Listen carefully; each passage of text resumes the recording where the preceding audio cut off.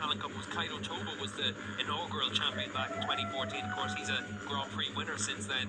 Then as the years progressed, we saw more and more quality riders coming through. If you think back to right about 2017, that's when Dennis Onchu came on the scene in Asian Talent Cup, Chan Onchu as well. Of course, both of them able to have good results in the Grand Prix paddock and the Super Sport paddock in particular for Chan Onchu. We've seen Dennis Onchu on the podium in Grand Prix classes. Of course, Chan was able to win a Grand Prix as well on his debut. It does show that the Asian Talent Cup can help you find some talent and then nurture it onto the top stage. A quick mention for anyone watching from back in Europe, a couple of riders who might be considered familiar faces. Mentioned Hakim Denish. He joined the European Talent Cup back in June. In fact, he's done most of his riding this summer over in Europe, so he will be a familiar face. And another Charles Sharil, who managed to get in 2 European Talent Cup seasons during the curtailment, effectively, of the 2020 Asia Talent Cup. So a couple of familiar faces for those of you based back. Yeah, and certainly it is interesting whenever we see some of the Asian Talent Cup riders move across to race in the European Talent Cup as well. It does show that for these riders, there's opportunities to be able to show their talents. Obviously, for a lot of these Asian riders, they want to get the chance to go race in Europe. The CQB paddock, obviously, a real opportunity for them to make a name for themselves. We've seen that in the last few years, even with the likes of Shona Shimura, who won the championship back in 2019, and Billy Van Erde as well, who's been able to race in the European Championships and the CB Moto3 Junior World Championship, and indeed we even saw him in World Super Sport this year as well. As far as the World Championship is concerned, it's very much Tayo Furusato who's the rider to watch for the future. He's set for his debut in the Moto3 World Championship with Honda Team Asia in 2022. Yeah, certainly for Honda Team Asia, we've been able to see them bring through quite a few riders over the years, and there's a lot of pressure on Furusato to be able to really make that step. Obviously, we've seen Asian riders, Japanese riders over the last few years have good success. You think to even the likes of Sasaki, of course, well, a former champion in the Asian Talent Cup and a regular in the Moto3 World Championship. This is the proving ground for riders from this region. You come from the Middle East, Asia, and down in Australia.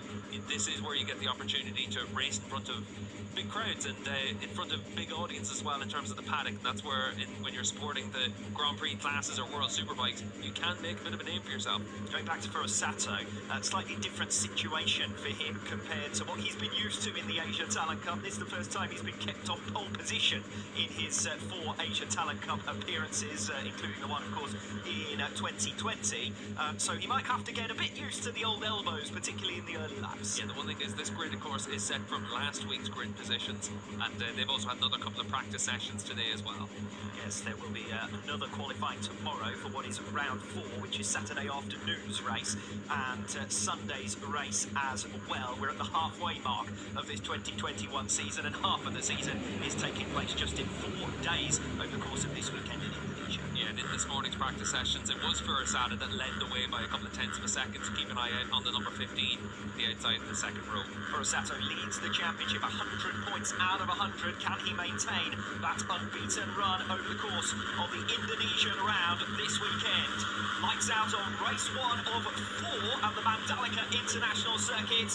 And the immediate fast start is with Daniel Sharil, the pole sitter. Will watch out for Furusato, the number 15, cutting his way to try and claim the racing line in towards turn number 1, but he's going to get squeezed up there between 2 bikes. Another tries to come round him. He jostles for position in the mid-pack. This is exactly what we've been saying.